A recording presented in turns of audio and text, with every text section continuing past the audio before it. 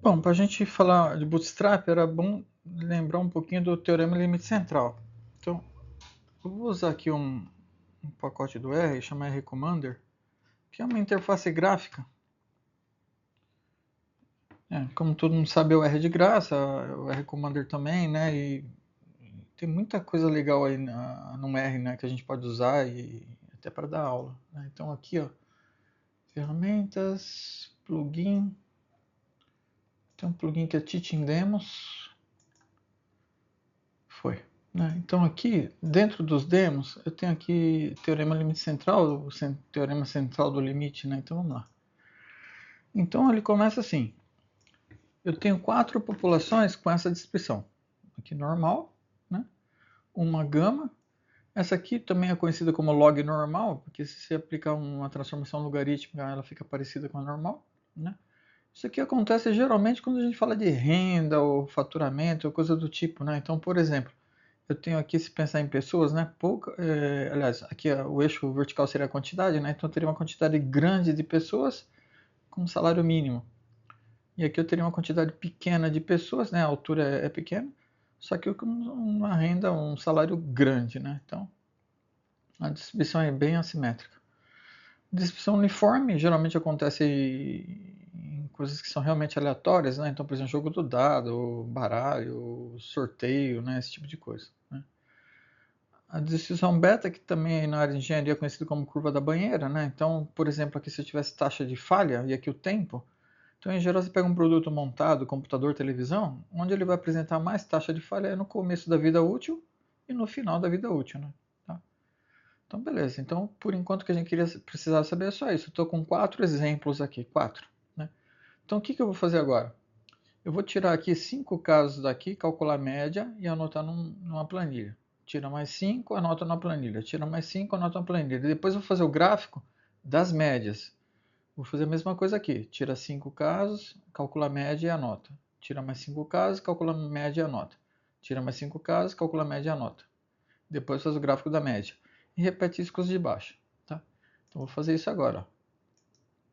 Então aqui, ó. Então tamanho da amostra, 5.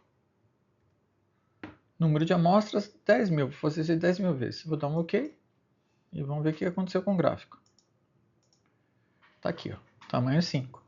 Você viu que a curva que era normal, ela continua normal. Aquela que era bem assimétrica, ainda está um pouco assimétrica, né? Mas já deu uma desentortada. Aquela que era uniforme, praticamente está normal. Né? E a beta, lembra que ela tinha um pico aqui no começo e no final? Também ficou assim. Então, vou aumentar o tamanho da amostra e ver o que acontece. Né? Então, até posso vir direto aqui ó, no script. Se você mudar aqui, por exemplo, a 30, é só mandar executar aqui, ó, submeter, ele já faz pra gente. Tá, é tamanho 30. Você vê que a curva normal continua normal, a gama, que era aquela que era bem assimétrica, praticamente normal, a uniforme também normal, e a beta, que tinha um pico no começo e no final, também normal. Então, o que o teorema limite central vai falar para a gente? Que não importa a distribuição original. A distribuição das médias tende a uma curva normal conforme o tamanho da amostra aumenta, ou vai para o infinito. Então, para o infinito é muita coisa. Então, em geral, quando a gente fala passou de 30, já está convergindo para uma distribuição normal. Então, usando essa lógica, é que foi feito o Bootstrap. Então, aqui a ideia do Bootstrap, deixa eu voltar para cá. Então, o que acontece? Você tem o que a gente fala, o pai da criança, né, Efron Bichirani, com esse livro aqui, né, Introdução ao Bootstrap, né, que o pessoal chama de métodos intensivos em computação. Tá? Tem um livro em português aí disponível na internet, aliás, o capítulo, né, de Bootstrap está disponível na internet, a quem quiser. E esse exemplo eu tirei de lá. Então, por exemplo, aqui eu tenho uma população de onde eu tirei uma amostra. Então, aqui é uma amostra aleatória de tamanho N. Tá? Então, vamos supor, aquele exemplo que eu dei, vou pegar 30 pessoas, calcula a média. Tiro mais 30 pessoas, calcula a média. Tiro mais 30 pessoas, calcula a média. Tá? E se eu fizer o gráfico, vai atender uma curva normal. Tá? Legal. O que mais? Além disso, se a gente conhece a variância ou desvio padrão populacional, ainda tem uma relação aqui, né? Conforme aumenta o tamanho da amostra, essa distribuição vai ficando menos dispersa, né? Tá? Bom, agora vindo para o Bootstrap. Então, o que o Bootstrap faz? Eu tenho aqui uma população e eu tirei uma amostra. Então, no nosso exemplo, a gente está usando a telefonia celular, são 250 respondentes. Então, é isso que a gente fez. Eu tinha lá 250 pessoas que responderam o questionário e tem uma distribuição que, no olhômetro aqui, a gente já vê que não parece uma curva do sino. Não é uma distribuição normal. Tá? Só que o que o Bootstrap faz? Ele vai tratar essa amostra como se ela fosse a população. Então, eu tiro uma nova, ele chama aqui de reamostragem, de tamanho N. Você vê, aqui eram 250, aqui 250. Você falou, ué, não são as mesmas pessoas? Não são porque é com reposição. Então, assim, pode acontecer da mesma pessoa aparecer duas vezes aqui. Tá? Então, eu vou repetindo isso aqui 10 mil vezes, por exemplo, vou tendo 10 mil médias, e quando eu fizer o gráfico, vai atender uma curva normal. Tá? Então, aqui um exemplo que tem no livro, né, um exemplo meio bobinho até, né, mas tempo de reparo, de manutenção. Então aqui o cara tirou 1, 2, 3, 4, 5, 6 amostras e calculou a média. Então agora eu vou tratar essa amostra como se ela fosse a população. Então eu tiro aqui uma nova amostra de tamanho 6 com reposição. Então você vai ver que vai ter repetições aqui. Ó.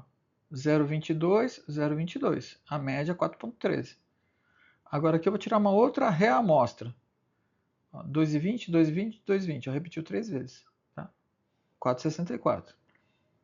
Uma terceira reamostra. 3,12, 3,12, 0,22, 0,22, né? 1,74. Repito isso aqui 10 mil vezes e faço o gráfico. Vai atender uma curva normal. Tá? Então essa é a lógica por trás do Bootstrap. Tá? E no PLS, aqui, isso aqui é a figura que tem no livro do Hare, né? Então, basicamente o que eu tenho? Aqui ele tem um exemplo, assim, vamos supor que eu tenho uma amostra de tamanho 9. Ó. 1, 2, 3, 4, 5, 6, 7, 8, 9. Tá? É a amostra original. Então, quando eu rodo o PLS algoritmo, ele vai estimar aqui para mim o resultado do PLS algoritmo, que é o que a gente fez até agora. Agora, quando eu rodo o Bootstrap, ele vem para o lado direito aqui no verdinho. Então, por exemplo, o Hare chamou de subsample, mas na verdade é reamostra, né? Então, o que ele faz? Ele tira uma nova amostra daqui com reposição. Você vê que aqui, ó, 1, 1, 1, ele repetiu, tá vendo? 5, 5, 6, 8, 8, 9. Então, com essa amostra nova, ele estima um novo modelo. Aí ele vai lá e tira uma outra amostra de 250, por exemplo. Aqui no caso é 9, né? Mas ó, 1, 2, 2, 4, 4, 7, 7, 8, 8. Calcula de novo o modelo. Repete isso aqui 10 mil vezes. Então, para cada setinha aqui, eu estou estimando 10 mil vezes. Então, eu vou ter um histograma que vai parecer com a curva normal para cada setinha dessa. Tá? Então, lá no PLS,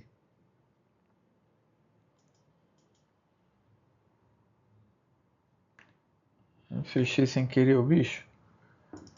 Deixa eu só mostrar para fechar o vídeo com isso aqui, depois eu volto nessa explicação. Então lá no PLS, na hora que a gente está rodando o modelo, aqui o modelo 3, que foi o final, né, que a gente ajustou.